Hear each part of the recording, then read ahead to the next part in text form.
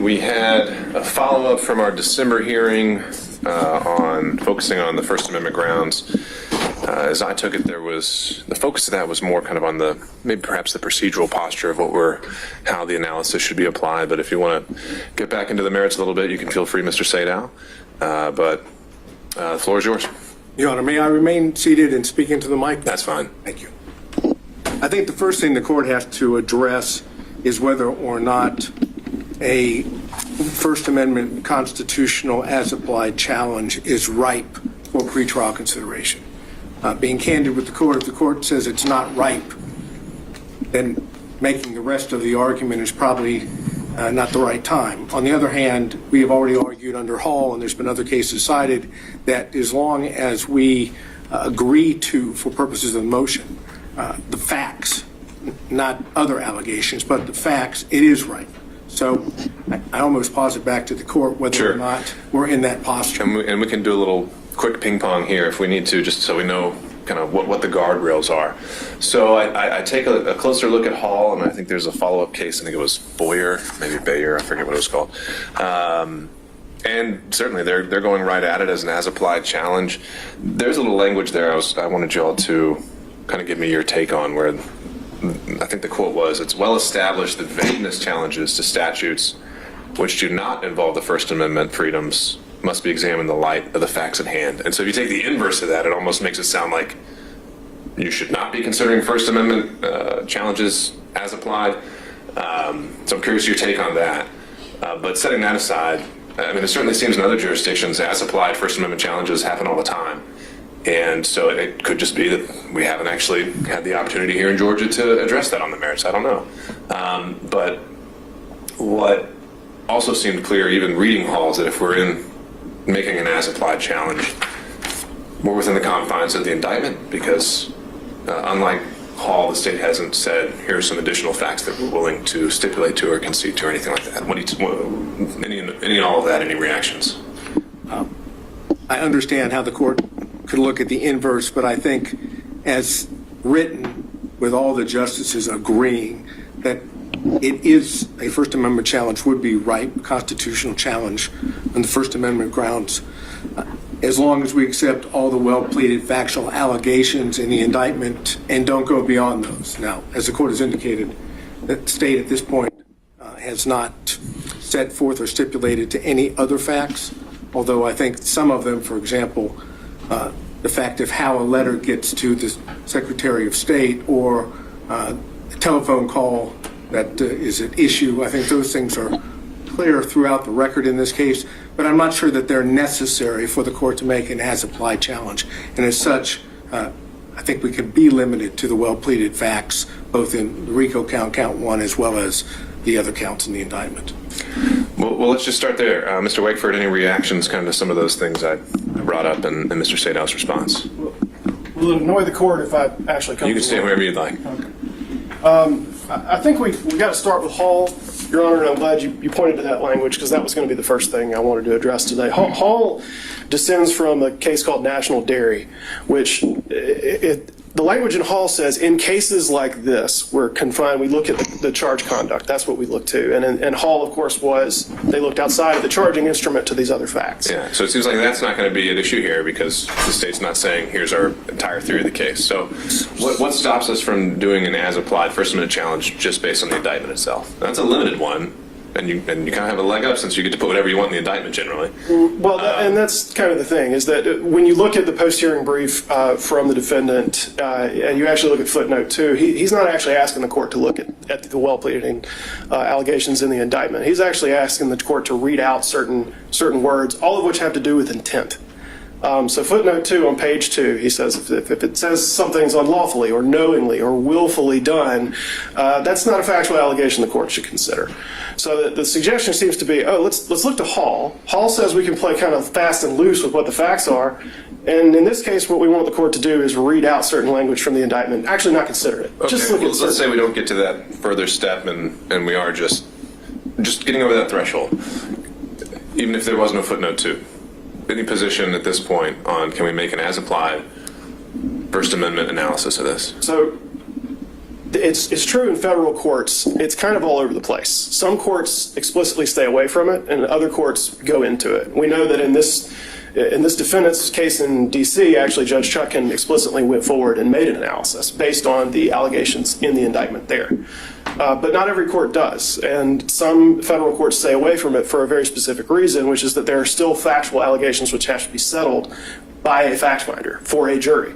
And the reason... Looking at all the cases that you found, ones that didn't do it, I know generally they're going to say we don't have the record, we don't have the facts, but were there any that explicitly said, even though I could just look solely at the indictment, I'm still not going to do an as-applied challenge? Well, I think that's how we get to a case here in Georgia, and it's a case Your Honor cited back in October when you explicitly ruled, we're not going to get into this. That was the 11th Circuit case, though, wasn't it? You're talking about? I'm talking about the major case, which is the Georgia case. The major case is where they say, okay, this is a pretrial, as applied, First Amendment challenge, but essentially what this boils down to is an argument about intent. That's what the defendant's really talking about. And when you look at what the defendant wants to argue about here today, it's just saying, well, I was just a guy saying things. I was just advocating. I was just speaking my mind. And so all of this is protected, and therefore the entire thing has to go away. That is a question. I think that's your strongest argument on if we're in the analysis of the as-applied challenge. I'm still just trying to get over and really understand the procedural element of it. Well, and that's what Major says, is that because that intent question has yet to be answered, and the jury is the person who is the entity that answers that question, it's premature to consider this. You can't say that the First Amendment has been applied, or that the as-applied challenge can succeed at this stage because there's still questions that have to be answered. But Major, I think it was like an overbreadth on terroristic threats, right? It begins with overbreadth, but then it moves into an as-applied challenge. That's the last part of the Major. Did they actually say premature, or did they just say denied? They say that they cannot say that it's unconstitutional under the First Amendment as applied to the defendant in that scenario because there are still intent questions. So does that actually maybe suggest then that they did do an as-applied challenge? It's just very hard for a defendant to win that because all you have is the indictment. That is a way that you could interpret it. It would suggest that an as-applied challenge cannot succeed under the First Amendment because speech integral to criminal conduct is not protected. A well-pleaded indictment is going to demonstrate that speech that is pled as part of a criminal charge is integral to criminal conduct. And so there's nothing to decide if you're looking and you're cabined by the indictment. So we sort of have two routes here. Neither of them result in the grant of this motion. One says, the court says this is premature, there's questions that have to be answered, any First Amendment challenge has to happen after there's a factual record to look to. And the other says, okay, I can get to this today. It's not that I can't. I can, but there's nowhere to go because all of the speech is pled as integral to criminal conduct, and therefore it's not protected by the First Amendment. You could envision an indictment. I don't remember if Alvarez was a post-trial or pre-trial thing, but you could envision an indictment where perhaps they drafted it to solely target speech because of its falsity or something like that. So maybe there's a use for an as-applied challenge in that kind of a situation. That's a fair point, Your Honor. It's just not the situation here. And it's not going to be the situation in almost any case. That was a special case where, of course, you have a very unique statute that was punishing. But that was really a facial challenge, too, because it was saying, like, this is just punishing falsity for falsity's own sake. Yeah. None of the charges in this case are about that. They are about falsity employed as part of, or statements employed as part of a pattern of criminal conduct in numerous ways. So there's nowhere to go. And so I think it requires dismissal or denial at this stage because you either can't reach it because there's facts that have to be established, or the indictment establishes that none of the speech is protected by the First Amendment. And the inquiry immediately ends. All right. All right, so back to you, Mr. Sadow. Let's move forward with the idea that we're making an as-applied challenge solely confined to the indictment. This isn't a facial challenge. You're not saying any of these statutes are on this face correct, unconstitutional. And your argument is that this is core political speech. Correct. So some crimes can be achieved solely through speech, though. Terroristic threats, solicitation. Why is that not what's happening here, as alleged? Well, I think it requires kind of a detailed analysis, so if I may. Sure. All right, so the first thing we have to decide is whether or not, and we're talking about President Trump, we're not talking about the actions of others. We have to look and see whether or not that which has been alleged as facts is in fact core political speech, political discourse, protected speech at its zenith. I don't think there's any question that statements, comments, speech, expressive conduct that deals with campaigning or elections has always been found to be at the zenith of protected speech. What do we have here? We have election speech. So one must determine immediately whether that constitutes core political speech, and I suggest that it does. Now, does that make a difference ultimately? Yes, because the more core speech, the more it is protected, the less the government should be involved in restricting it. I don't think there's any real doubt about that. So then the question becomes, is the mere fact that the state here represents that it is false or fraudulent under the statutes, is that enough? Now, from what I just heard, I think the state's position would be yes. All we have to do is say it's false, it's integral to criminal conduct, it's fraud, and therefore it can't be unconstitutional as applied. I don't believe that that's what the law says. I think what the law really looks at is as to each individual application of a statute, whether or not the falsity in and of itself alone is sufficient. And I think the case law indicates that that's not so, particularly, and I don't need to go back through in detail everything that Alvarez said, but I think Alvarez is important because even when you talk in terms of, and I'll start with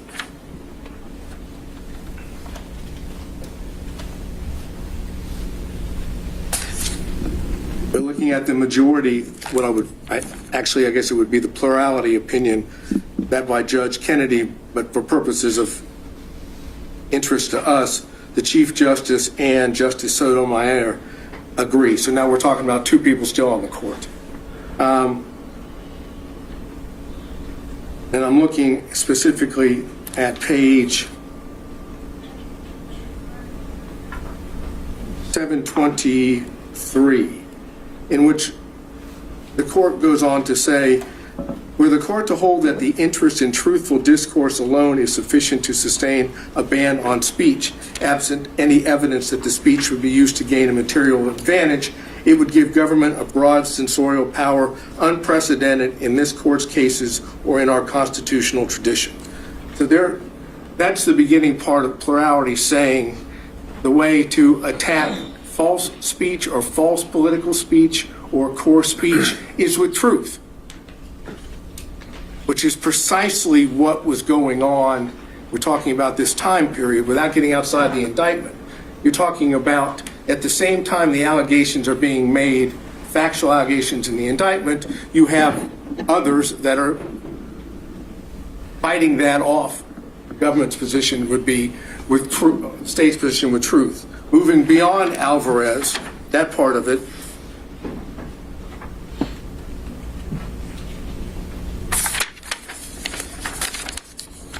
you have Justice Kagan with Justice Breyer. And here I think gets to the crux of where we are. And this is the concurring opinion.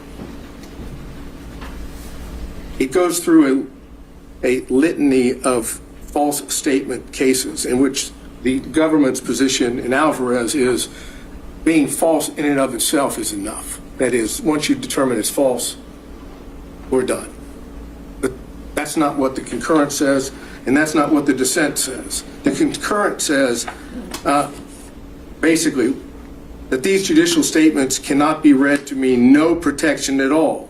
False factual statements can serve useful human objectives, for example, in social contexts where they may prevent embarrassment, in public contexts where they may stop or panic in the face of danger, and even in technical, philosophical, and scientific contexts where, as Socrates' method suggests, examination of a false statement, even if made deliberately to mislead, can promote a form of thought that ultimately helps realize the truth. and then it goes on and says, even a false statement may be deemed to make a valuable contribution to public debate since it brings about the clear perception and the livelier impression of truth produced by its collision with error. So this is the proposition that it's not the falsity alone that controls. It's the context in which the speech is made. And if it is deemed false, and for purposes of the indictment, we have to assume that it is false because that's what the facts have been alleged. That doesn't mean it's the end of the analysis. Why do we not also have to assume, since it's an allegation, I think you say in your brief, that it's unlawful, willful, and knowingly false? No, because at least our position, President Trump's position is those words are not words of fact. Those are words of legal connotation. And that while they have meaning, that would allow, for example, let's go to Alvarez and the Stolen Valor Act. Just because they alleged that it was unlawful didn't mean it wins. That is, it doesn't mean that the government wins. But that's because they decided that wasn't a crime at all. I mean, that was a facial challenge where they said this statute, even if you violated it, violates the First Amendment. You've said that the RICO statute, you can violate it and not, it's not a, right? So we put legal conclusions in indictments all the time. I think that's going to be part of Mr. Shafer's argument in just a minute. I mean, you said a moment ago, just because the state pleads it, you don't think that's enough in an as-applied challenge, and I'm trying to figure out as to statements such as legal conclusions are unlawful and so forth. Now, if there had been, I guess if the allegations had been broader, maybe we wouldn't be at that crossroads, but those aren't facts. The facts, as I've outlined or we've outlined in our brief, you take the overt acts, you look at those overt acts, and then those the same time and then look at the substantive offenses or conspiracy offenses in the rest of the body of the indictment. Words like unlawful don't change that. At least that's our position. So now we're talking in terms, going back to Alvarez and the concurring opinion, you're talking in terms of falsity alone is not enough. There are situations, contexts which override just the falsity alone. And that, again, the political discourse, the political speech, the more significant it is to certain issues, clearly being President of the United States at the time, dealing with elections and campaigning, calling into question whether what had occurred, at least in the election of 2020 for president, that's the height of political speech. And then you go even to the dissent, which I think is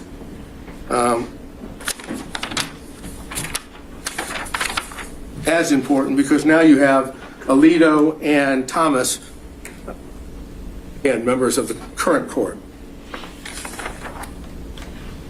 And I go to that.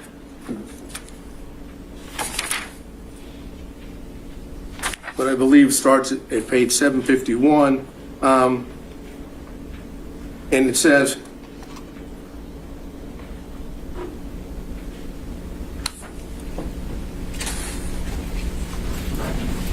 even where there is wide scholarly, and this is 752, even where there is a wide scholarly consensus concerning a particular matter, the truth is served by allowing that consensus to be challenged without fear of reprisal.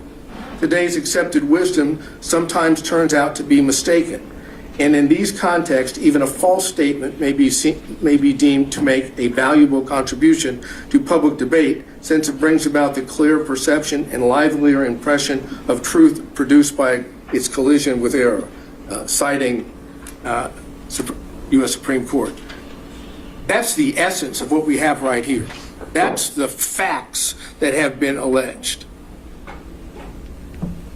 Essentially, the state's position is because, as alleged, what President Trump said speech-wise or expressed either through his speech or conduct, which is still freedom of expression, because that's false in the eyes of the state, it's lost all protections of the First Amendment. And the concurring opinion and the dissenting opinion in Alvarez suggests just the opposite. If anything, under the circumstances, it needs more protection, not less protection. So keeping that in mind, let's move to not RICO. Put RICO aside for a minute. Let's move instead to the conspiracy counts, which are counts 9, 11, 13, 15, 17, 19. Basically, what the state's position is on that, because it took this position previously in its filing on September 27, 2023, in response to that which was filed by Chesbrough. And I'm aware, of course, of the court's order that dealt with Chesbrough, and it didn't deal with the as applied. So I'm dealing. And more so in that one, as I go back and look at it, there was a much more kind of concerted effort to bring in facts outside of the indictment, right? They started talking about, well, there was a transcript at the meeting, there was this, so it didn't really seem to be a true as-applied challenge, right? But as the court noted in its order, at that point, it didn't determine that it was ripe for a pretrial challenge. So I'm taking what Chesbrough, what the state said, as it applies now, because it says in that brief that it was both as to facial and as applied challenges. Essentially what it says is, as to those counts, 9, 11, 13, 15, 17, 19, as to 9, 11, and 17, the mere fact that it alleges a fraud is enough. That's what's on page 5 and page 6. Since each of those statutes prohibit conduct involving fraud, we don't go any further. And I'm suggesting that's wrong, that you must go further. You must look at the speech itself, the expressive conduct itself in connection with those specific statutes. That's what the as applied is. The fact that it's a fraudulent statute, now you want to look and see why, under the circumstances here, the language speech of the president falls within that. And if you look at it in that sense, the mere fact that it's false is all that they have.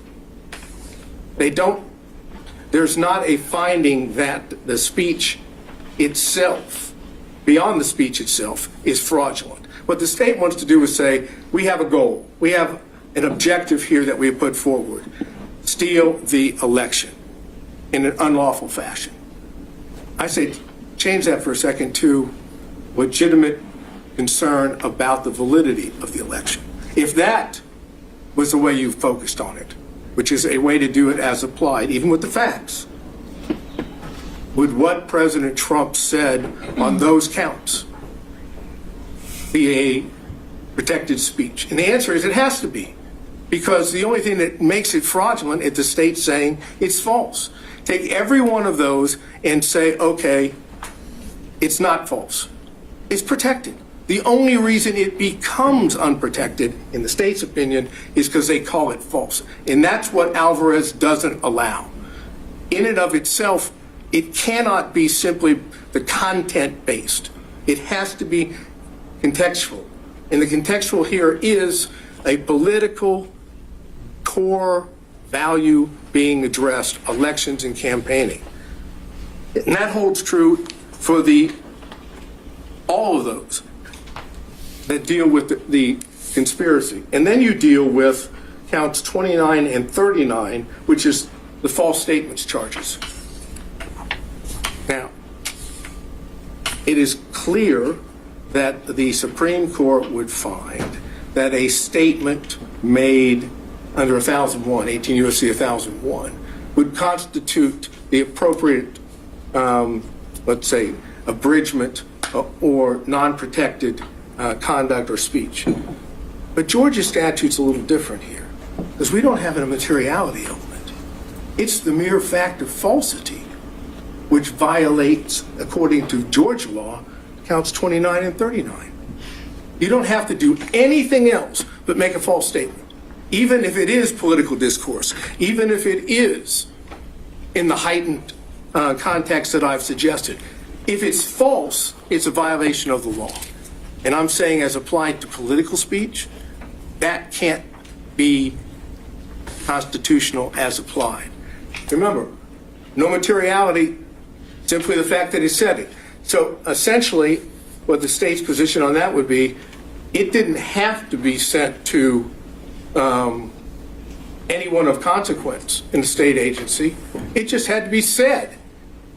Indeed, if you look at, and the most probably best example is count 39, that's a letter written after the election in September of 2021 from President Trump to Secretary of State, in which it has, according to that, one statement, and that constitutes, according to the state, falsity, but it's clearly political speech, and it's clearly being related to the activities and the matters that of election and campaign, even after the fact. It's still related just to that.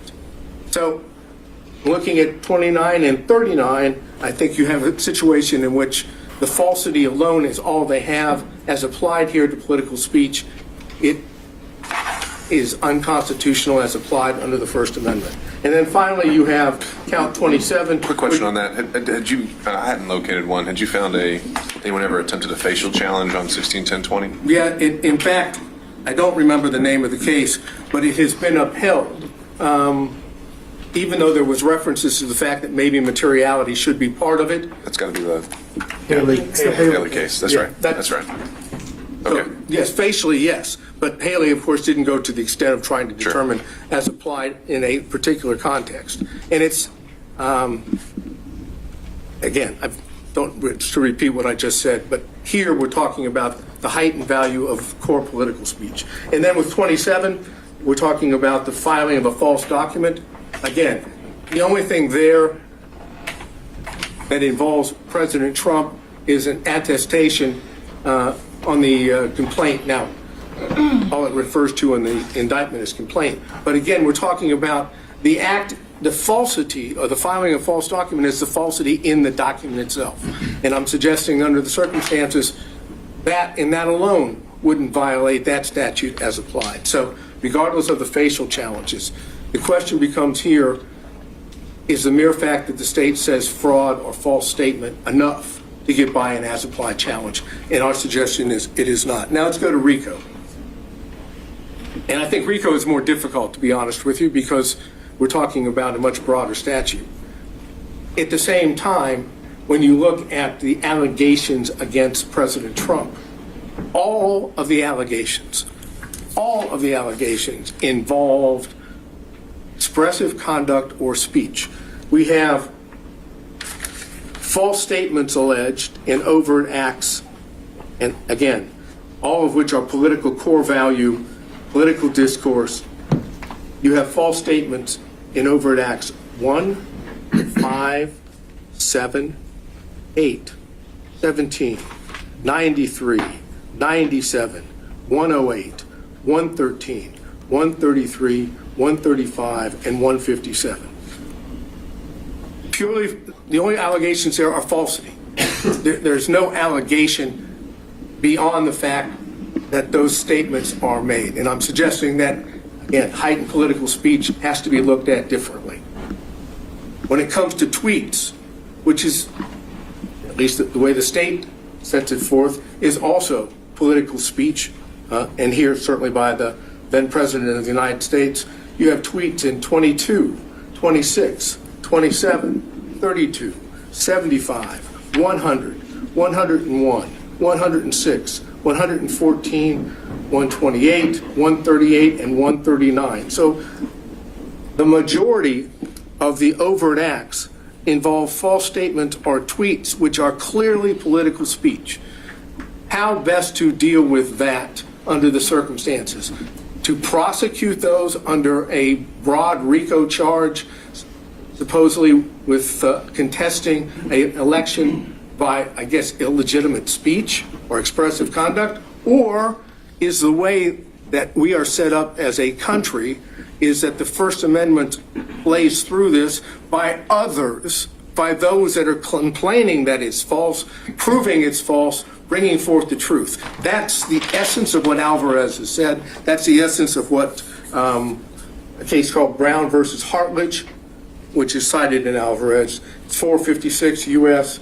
45 at 61, a 1982 decision.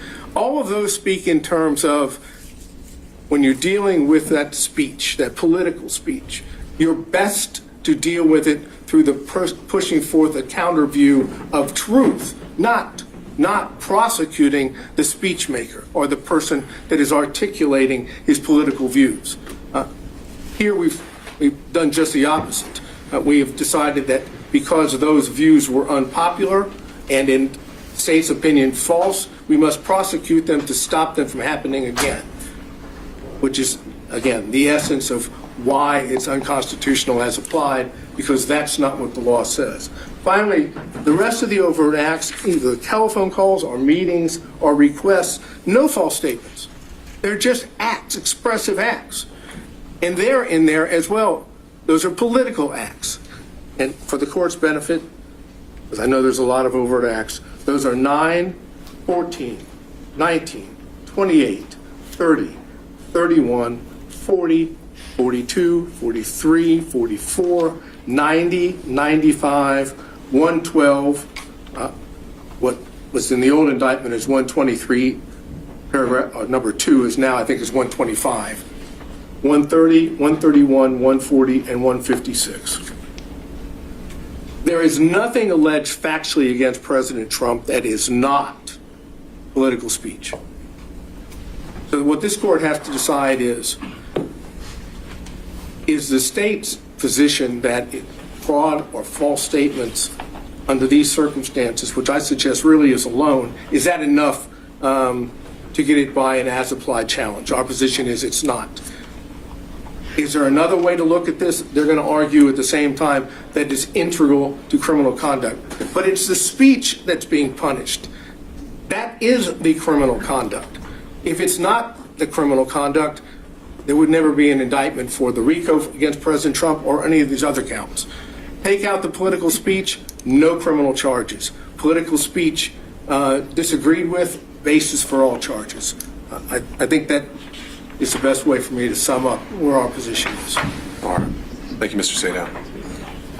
All right, Mr. Wakeford or Mr. Floyd, if there are any points that you wanted to address or respond to.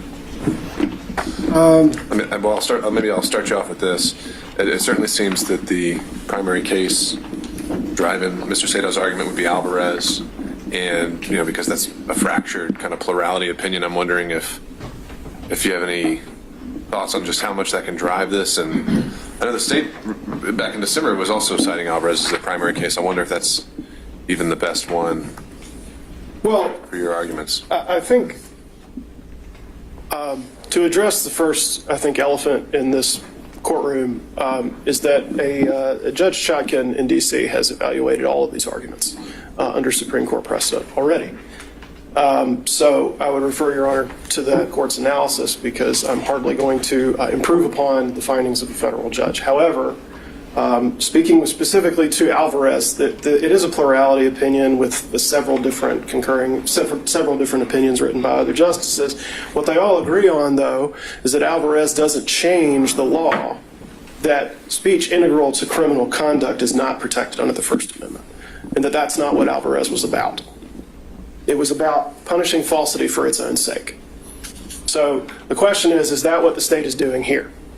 And by fundamentally rewriting the indictment, the defendant is suggesting today that that is somehow what the state is doing, when actually what the state is saying is that these statements made by the defendant were all employed as part of criminal activity, various conspiracies, frauds, intentions with deceit, and violations of the law.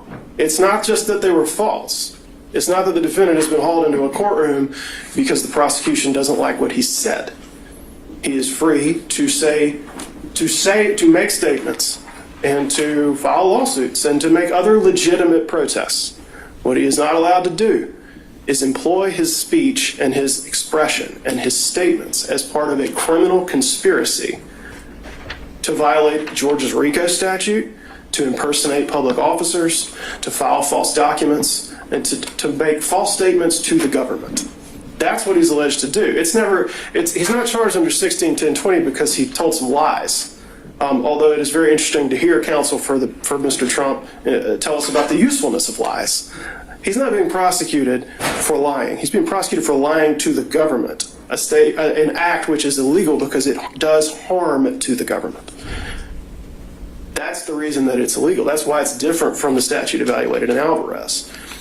Same thing with filing a false document. It's not just that you made a false statement. It's that you swore to it in a court document and submitted it to the court. That does harm to the judicial system. That's obviously different from just falsity being punished for its own sake. And that is what each and every charge in the indictment demonstrates, is that these statements are part of criminal conduct that is larger than just the false statement on its own. Especially with the RICO charge, where what we see is that this is a criminal organization whose members and associates engaged in various criminal activities, including but not limited to false statements and writings, impersonating a public officer, forgery, filing false documents, influencing witnesses, computer theft, computer trespass, and on and on and on.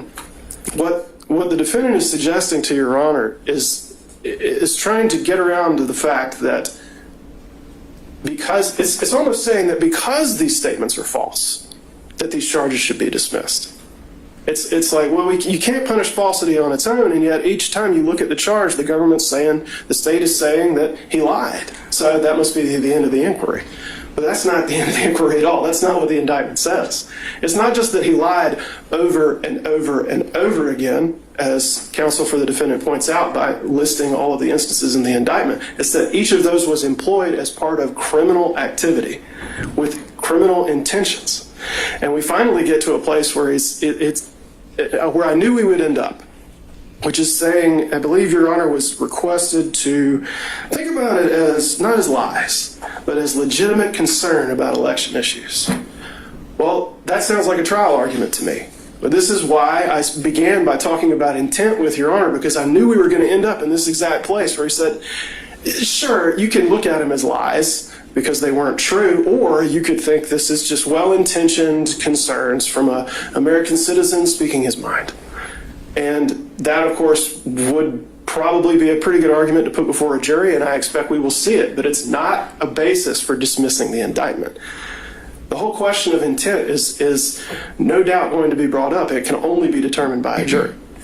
But what we have heard here today is an attempt to rewrite the indictment, to take out the parts that are inconvenient and only say, well, it's all speech, it's all talking, and he was just a guy asking questions, and not someone who was part of an overarching criminal conspiracy trying to overturn election results for an election he did not win, by violating the RICO statute, by making false statements to the government, by filing false documents, by impersonating officers, and doing a whole host of other activity which is harmful, in addition to the falsity of the statements employed to make them happen. So I think there's been a suggestion that Your Honor can sort of reframe what you're looking at, but Alvarez does nothing to shift the basis that the court should stand upon when evaluating the indictment. And that is to say, is this speech being punished solely because it's false, solely because of its viewpoint, or is it speech that's being demonstrated as integral to a pattern of criminal activity?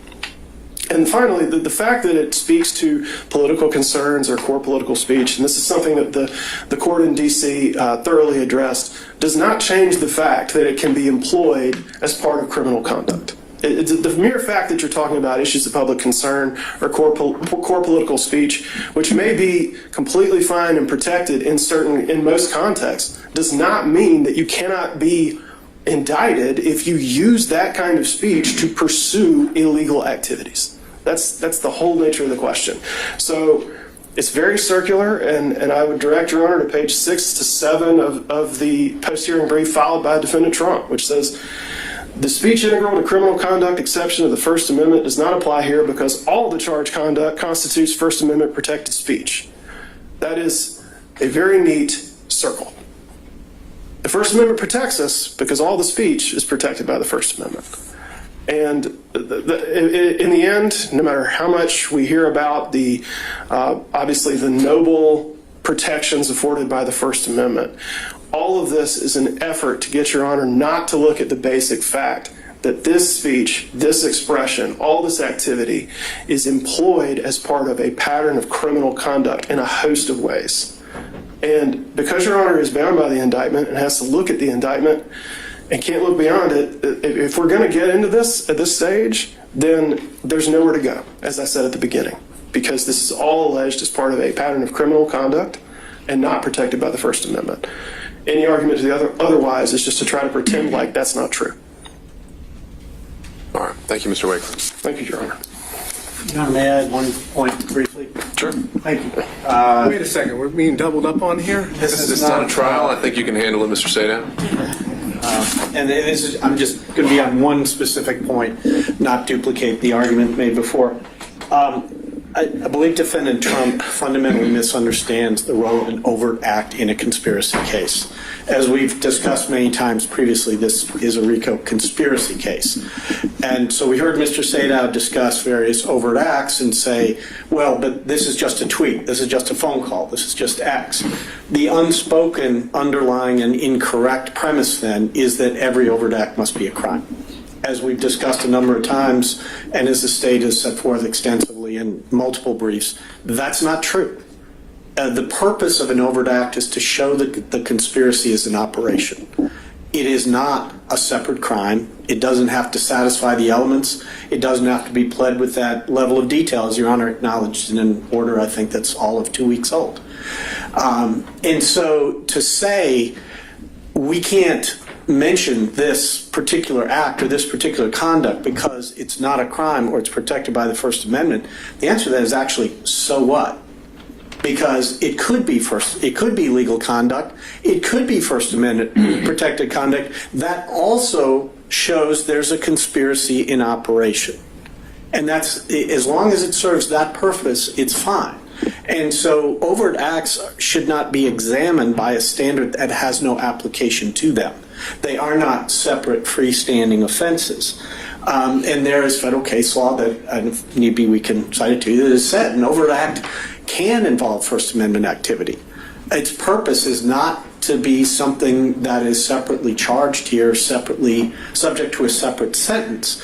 Its purpose is to show that there is a conspiracy and it's an operation. Georgia RICO requires one overt act by any one defendant.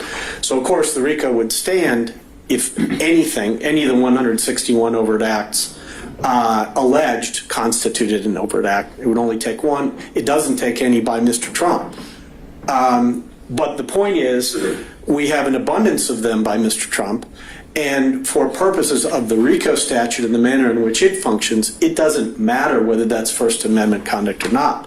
I mean, my colleague has fully explained why much of this conduct is not shielded under any circumstance by the First Amendment, and I don't mean to contradict that in any respect.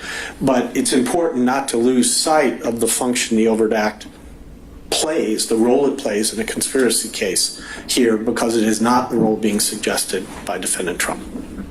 All right. Thank you, Mr. Floyd. All right, Mr. Sadow, I'll give you a couple minutes. Final word. Thank you, sir.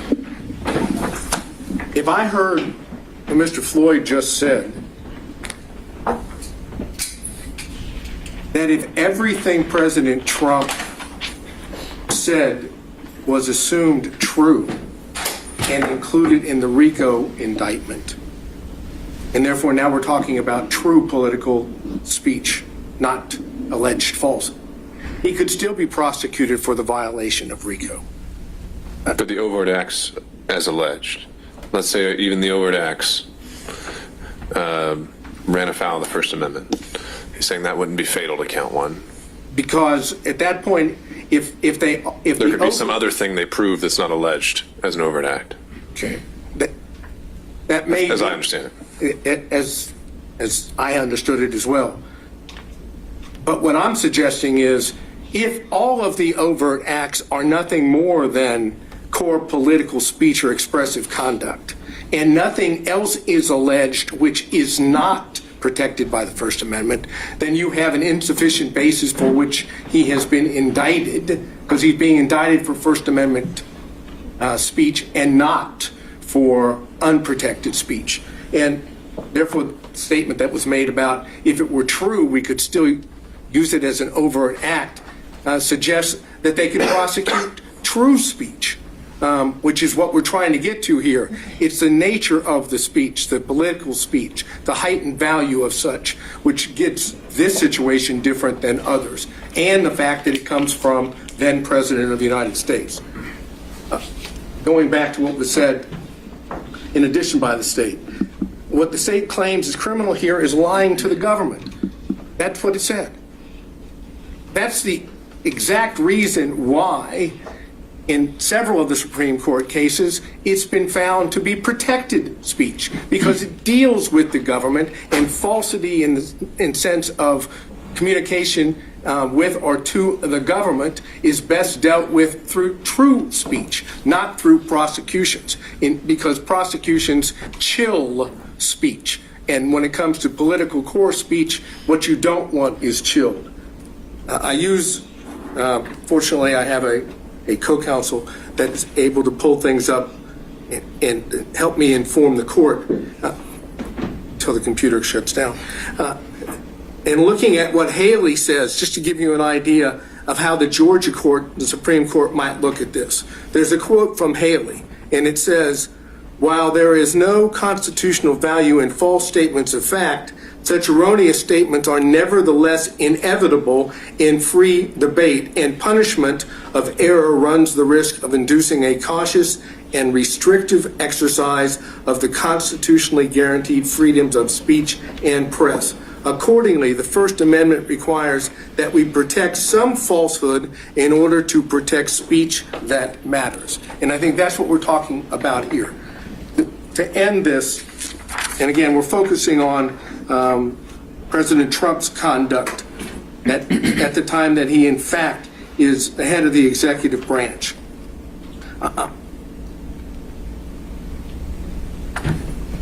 There is references to this in Brown v. Hartledge, and I cited that earlier. A well-publicized yet bogus complaint on election eve raises the concerns that you may have some impact that would affect an election. But the preferred First Amendment remedy of more speech, not enforced silence, has special force. Underlying our dependence upon more speech is the presupposition the right conclusions are more likely to be gathered out of a multitude of tongues than through any kind of authoritative selection. To many, this is and always will be folly, but we have staked upon it all. And for speech concerning public affairs is more than self-expression, it is the essence of self-government. And that comes from Garrison v. Louisiana, which is cited also in Alvarez. Bottom line here is this. But for protected First Amendment speech, President Trump would not be charged in RICO or the other counts. Take out the protected speech, and you don't have an underlying basis for which to charge him. And since that violates the Constitution as applied to the charges here and his speech here and his position here, this is ripe for a constitutional challenge. One step further. If it's not ripe now and we get into intent, when does the court determine that? Do you determine that after we have a trial? I think it would be the directed verdict stage. Well, right? Would it? That's a sufficiency of evidence. With all inferences, in favor of the state. That's a whole question. I mean, do we go through the whole trial? God forbid there should be a conviction, and then we go back to try and determine as applied? I'm suggesting the reason it's right now, and the reason why we don't even get to a trial, is because it's unconstitutional to force an accused, be it the President of the United States, former President, or anyone else, to stand trial on protected speech. And I think that's what Alvarez and the progeny previous to that and after say.